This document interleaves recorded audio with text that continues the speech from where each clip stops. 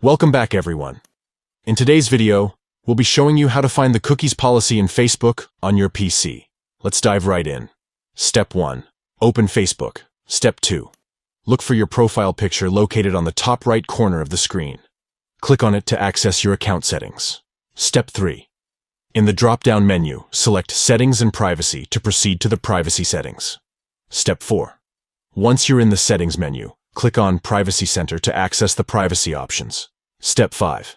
In the Privacy Center, you'll find various policies and articles. Click on Other Policies and Articles to continue. Step 6. Among the options listed, select Cookies Policy to view Facebook's policy regarding cookies and their usage. And there you have it. You've successfully found the cookies policy in Facebook on your PC. It's always important to stay informed about how your data is being used. If you found this tutorial helpful, don't forget to give this video a thumbs up and consider subscribing to our channel for more useful tips and tricks.